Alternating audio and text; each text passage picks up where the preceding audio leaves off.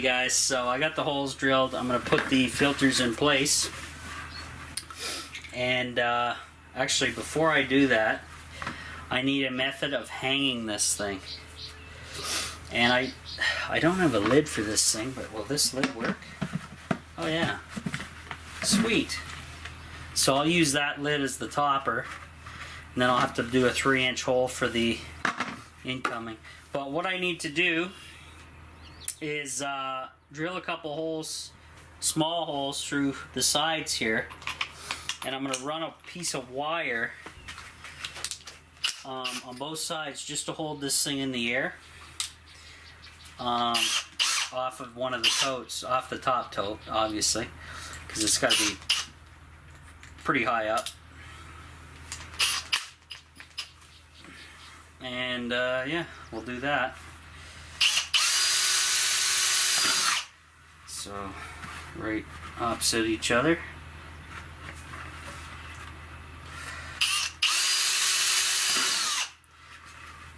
There we go. Now I can put the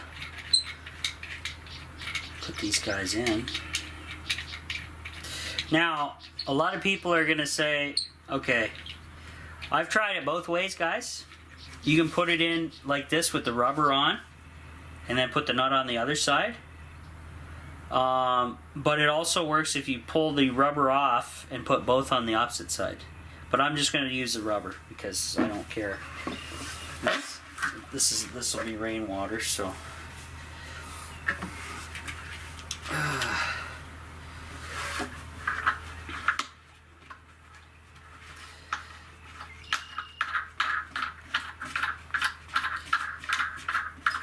And then I think I'm going to need some more of that 1/2-inch tubing because I need to connect all of these frickin'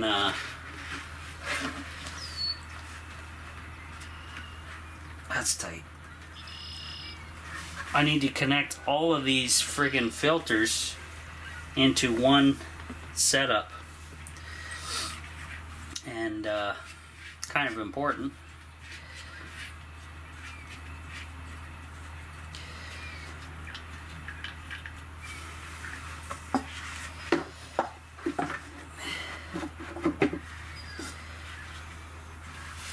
I got them fairly tight here too, guys, so that's the main thing. You don't want to overkill it because then you'll have Leak City. I'm going to tilt the camera up.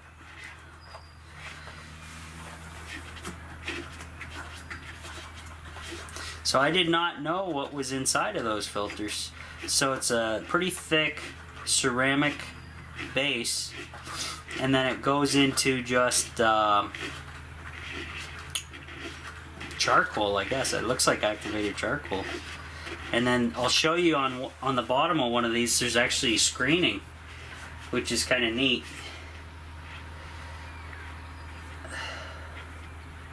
She's there. I'll show you the screening quick on one of these. There's, see the real fine mesh. I don't know if the lighting's that great. See real fine mesh there. That's pretty neat. I've never opened one or broke one open or saw how those work. So the only thing I can save on the other filters is the rubbers and the nuts. So pretty lame, I would say.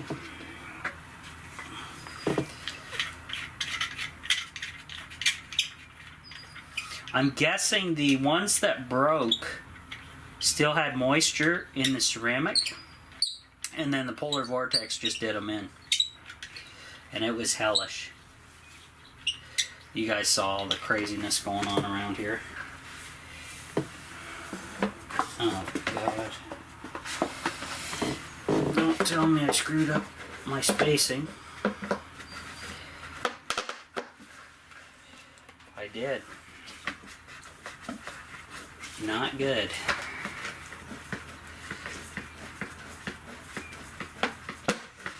Okay, I screwed up spacing on this bucket, so good thing I got a spare, because I got to reset This one's way too close to the other filter. That sucks. Alright. I'll be back. Should have spaced them out properly. Didn't. This time I will. I'll grab a pen or marker and get this crap done.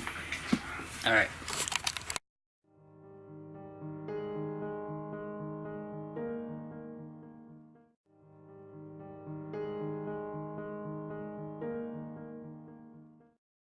Alright.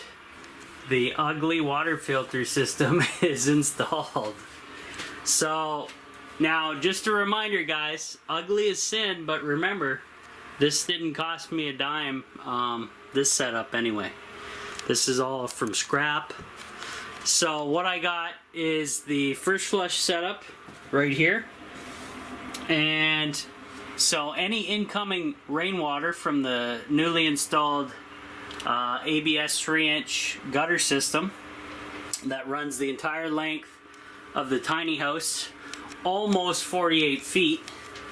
And the tiny house is on a slight lean this way, so that's perfect. So the water's going to go into the trough, the gutter's out there.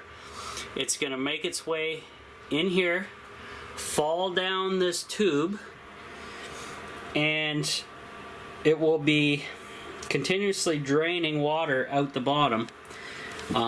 And the reason for that is, and there's a filter system in the bottom of this thing. The reason for that is that they call it the first flush. So it takes all the crap, dust, bird crap, the majority of the first heavy particles off when it first starts raining. That first dirty wash of crap that it gets will run into this thing, and this will drain off the majority. And as the water level fills up right to the top, the ball will rise, close this off, so then water will then go down into my gravity filters. There's 4 of them here. And I have them just tubed into a funnel, which then goes down into a single line that goes down fairly. This line's fairly long because I don't want to hear the dripping noise. So it goes fairly long into the bottom of the tank. So the reason for that eliminates any dripping noises. And because it's vented here at the funnel, then everything is good. So I closed the shutoff there off, obviously, to keep all the water contained in there. And then I will have to rewire up my 12-volt pump, which is right here, to the battery system. It's unhooked right now. And actually, I can put the composting toilet connection back together here now that we're done working back here. So that's done. Yeah. Oh, I gotta go get the glue up there. I left that up there. Now this is a pain because I should have bought a 5-gallon bucket or got one. Couldn't afford one at the moment. So yeah, that's pretty tough saying, guys, because they want like 5 something for a 5-gallon bucket here, brand new. And I don't know if I think that includes the lid. I should have used that. Didn't have it. Got this for free, so, and it's food grade, so whatever. And I got 4 ceramic, silver impregnated filters in there to take care of any of the rest of the crap. And then in here I can put I can still fit a little dropper of bleach in there. I can push this aside or just put it right actually in the funnel, which makes more sense. That's why I kind of wanted the access to the tank to treat water. So rain is coming. I finished in time, thank God. I hope we don't have any leaks. That's all I can say. But it's got a lot of water's got to come in for this thing to work. So this is going to flood. This whole system has to flood before I'm able to collect any water. And the reason I used the funnel is because I don't have any T's or anything to join all these fittings together. So I just used a funnel. What the hell? I had it. It's here. It's cheap. There you go. So that's it. I think we're okay. It looks decent. It's kind of out in the corner. other than that. But there you go. Budget DIY first flush setup. Cost me about $200 total, not including the first flush kit. I think that I paid $50 for the kit. I bought it like 2 years ago, or a year ago at least. But now I can finally collect rainwater at the tiny house full time, winter too, which is important because I'm in Canada. And yeah, I think it's going to work out well. So that valve shut off down there to seal the tank. All I do to make things run basically is I open that valve, run the pump. The pump fills this tank up here, and then obviously I would leave this open if I have this shut. This is now turns into a main valve, and I have to shut this and shut this, or just shut this valve off and this one. And then when I want water to the tiny house, I open this one, leave this one closed, and then make sure this one stays open. And that tubing gravity feeds to the sinks over here.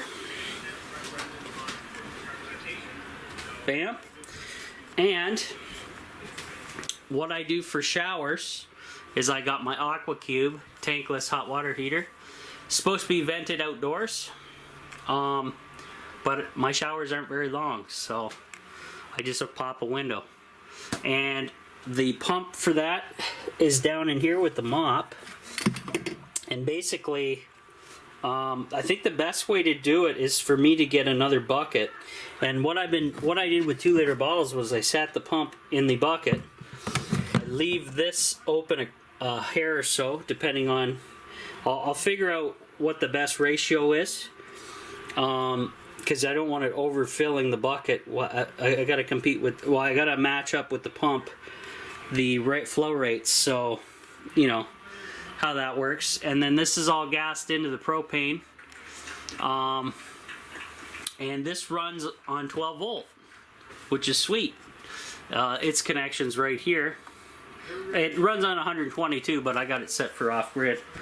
And this also on the opposite side has a tap to give me hot water if need be. So yeah, here it is there. So I could plug this in and then run a hot water line that way if I wanted to. But most likely I'm just using it for showers. I don't really need hot water for anything else. And then we got the dishwasher, or not the dishwasher, the laundry here. And I would have to plug in the tubing into the outlet to make this work. That is going to be another challenge. So I'm going to have to permanently do a line in to these things, make sure we got water going. And then I got a massive mess in the shower. I got to clean all that crap out. I vacuumed up everything. I still got some more stuff to put away. I got a little video going on in there. Let's see how the solar's doing. We're at 4.7 on the battery. The solar's bringing in 3.9, which means the wind turbine, I can hear it in the background. It's got to be producing at least an amp. And yeah, we're good. Yeah, it's amazing now that I have. Okay, I have a small little single 33 amp hour battery with a crappy mod inverter in there, and this thing is a beast now because the combo, the hybrid system with the solar and the wind. I've never ran my inverters this long ever. This is crazy. Well, I only got one inverter that's hooked up, so that should be changing though. I will be spending money on a large battery bank that'll be going on the opposite side of the tiny house. The solar panels are already up there. I just got to drill a hole, run the lines, and hook all that up, and then I can move a lot of my stuff into the tiny house. I got to clean that storage room again because it's a complete mess again. But we're getting there, guys. So another thing off the bucket list for the tiny house, rain catchment is done. I only did the one side of the tiny house, the one length, because I figured, what the hell? If I ever want to add more on this side, I can do that side too. But we'll see how this one makes out and how much water it produces for me per rain. So yeah, I think I'm gonna bail on the tiny house for today. Had a lot of good work done lately, last couple days. But I got work tomorrow, my actual job, and for the next couple days at least. So yeah, won't be back here. But when I do come back, I gotta do massive cleanup. So we'll see you guys on the next one.